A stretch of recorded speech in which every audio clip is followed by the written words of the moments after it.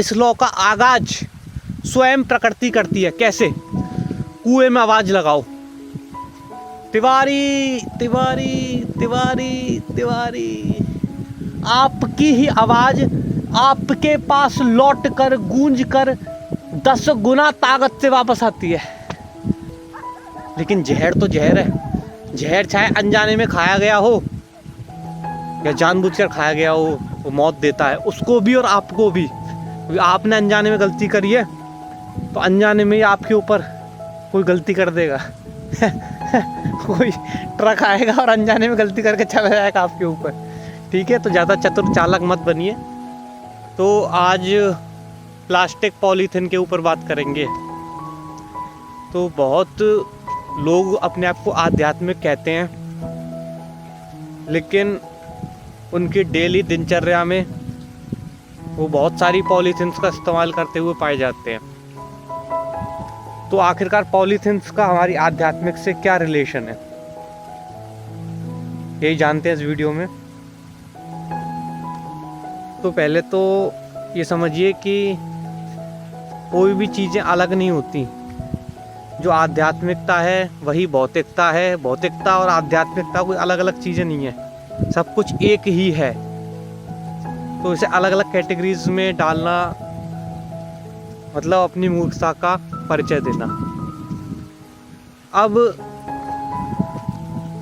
पहले मैं भी सुनता था कि भाई जब सरकारें कभी कभार 1-2 महीने के लिए बैन कर देती थी प्लास्टिक पॉलीथीन्स को, तो वो हमारे यूपी में तो बैन नहीं है, लेकिन हो सकता है आपके राज्य में बैन हो पॉलीथीन। अगर आपके राज्य में बैन है तो आप हमें कमेंट में बता सकते हो, लेकिन काफ़ी राज्यों में बैन नहीं है। तो पहले जब सरकारें ऐसा नियम लागू कर देती थी पॉलीथीन का, तो मुझे लगता था कि अरे क्या बकवास है, मैं तो यूज़ करूँगा, मेरा क्या जा रहा है।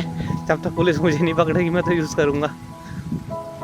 लेकिन अब मुझे पता लगा इसका बहुत गहरा नाता है। अपने ही भले के लिए आप कोशिश करें कि कम से कम पॉलीथीन का इस्तेमाल करें। मतलब कोई चीज़ जो है भाई पैकेट में ही आ रही है कि चाय की पत्ती है, चाय ना पिए तो बहुत बेहतर है। लेकिन आपके घर वाले पी रहे हैं चाय, तो अगर चाय की पत्ती वो तो पैकेट में ही आएगी। भाई साबुन है, साबुन तो डिब्बे में ही बंद आएगा। ठीक इस तरह की जो भी चीज़ें हैं जो पैकेट में ही आएंगी, उन्हें तो लेना मजबूरी है। क्योंकि अगर आप उस स्तर तक नहीं पहुँचे हो तो कि आप सभी प्राकृतिक चीज़ों को ही डायरेक्टली इस्तेमाल कर सकें, तो जब तक तो वो मजबूरी है। लेकिन कभी कभार जो खुला सामान होता है, जैसे सब्जी वगैरह या कोई भी हम फल लेने जाते हैं, जो भी है उसे भी हम पॉलीथीन में रखवा लेते हैं। तो मैं आपसे आग्रह करूँगा, आप थैला ले जाइए और उसमें सामान रखिए। अब इसका हमारे आध्यात्मिकता से क्या कनेक्शन है? Very very simple connection. इसे पूरा डिटेल में एक्सप्लेन करता हूँ आपको। आप क्या सोच रहे हो कि आप प्रकृति के ऊपर कोई एहसान कर रहे हो, तो ये आपकी गलतफहमी है। हमारा जो अस्तित्व है, हमारा very existence is dependent upon nature. Nature से ही एक एक चीज़ हमें प्राप्त हो रही है, जो कि हमारे अस्तित्व का कारण है। ठीक है, मतलब कुछ भी ले लो यार, कपड़े से लेकर फिर जो फैब्रिक ये है कपड़ा, ठीक है, सांस ले रहा हूँ मैं, एवरीथिंग की ज़रूरत है वो सब नेचर से ही मिल रहा है हमें। और ये जो माइंड सेट है भाई, हम तो खाली लेंगे, देंगे नहीं। देना तो छोड़िए, नुकसान करेंगे उल्टा। देना तो छोड़िए, नुकसान उल्टा करेंगे। तो इससे पलट के आपका ही नुकसान होता है। कैसे?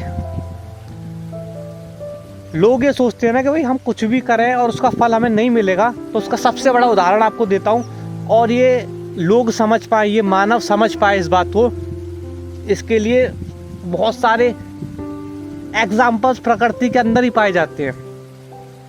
मतलब प्रकृति को जो आप दोगे वही प्रकृति से आपको वापस मिलेगा, या किसी व्यक्ति से भी, क्योंकि व्यक्ति भी प्रकृति का हिस्सा है। तो जनरल लॉ जो है, जनरल नियम ये है कि जो भी चीज़ आप दोगे वही आपको वापस मिलेगी। इस लॉ का आगाज स्वयं प्रकृति करती है। कैसे? कुएं में आवाज लगाओ, तिवारी तिवारी तिवारी तिवारी, गूंज के वापस आएगी। आपकी ही आवाज आपके पास लौट कर गूंज कर 10 गुना ताकत से वापस आती है। कोई बहुत बड़ी खाई है, कितना मस्त मौसम हो रहा है ना, आपको दिख नहीं रहा होगा कैमरा में, मस्त मौसम भाई। तो कोई भी खाई है, ठीक, तो उस खाई में आवाज लगाओ, मूर्ख, 10 गुना वेग से वो आवाज आएगी गूंज के वापस, मूर्ख मूर्ख मूर्ख मूर्ख मूर्ख। तो ये बताने के लिए कि जो चीज आप प्रकृति को दोगे, प्रकृति मतलब किसी को भी, क्योंकि सब प्रकृति के हिस्से हैं, तो जो चीज आप दोगे वही चीज 10 गुना आपको वापस मिलेगी। आप पॉलीथीन दे रहे हो, आप प्रकृति को पॉलीथीन ऐसी फेंक देते हो, या फेंकते नहीं डस्टबिन में फेंकते हो, तो डस्टबिन में क्या होता है उसका, आप सोच रहे हो कि डस्टबिन में आपने फेंक दिया तो वो उतना ओके हो गया, नहीं। आपका डस्टबिन से कचरा निकाल के वो गाड़ी ले जाती है और जो दूर इलाके होते हैं, गांव के इलाके, वहाँ पे जाके पटक देती है और वहाँ कूड़े का पहाड़ बना देती है। Do you got it? कूड़े का पहाड़ बना देती है। आप बोलोगे भाई रिसाइकिल हो जाता है, कोई दिक्कत नहीं, इतना रिसाइकिल नहीं होता। तो अब उसका हमारी आध्यात्मिकता से क्या कनेक्शन है? मैंने अभी आपको नियम बताया, जो चीज़ देंगे वो चीज़ लौट के आएगी 10 गुना। तो वो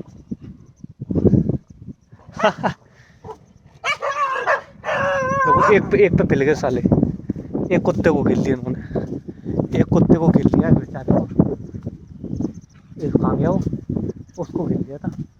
बताऊं बेटा,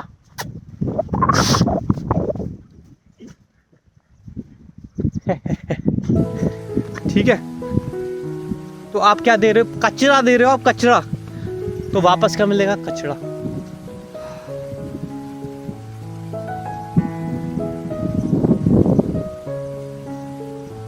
तो कम से कम कुछ दे नहीं सकते, आपकी औकात नहीं है कुछ देने की प्रकृति को, तो प्रकृति का नुकसान तो मत करिए, अहित तो मत करिए। उससे प्रकृति का घाटा नहीं है, प्रकृति का घाटा तो बाद में है। प्रकृति तो सब सफाई कर देगी तुम्हारे ऐसे 2 मिनट के अंदर, लेकिन अपना घाटा सबसे पहले है। तो अपने बेनिफिट के लिए ऐसा आप ना करें। तो हर चीज़ आध्यात्मिक है, वो नज़र चाहिए बस।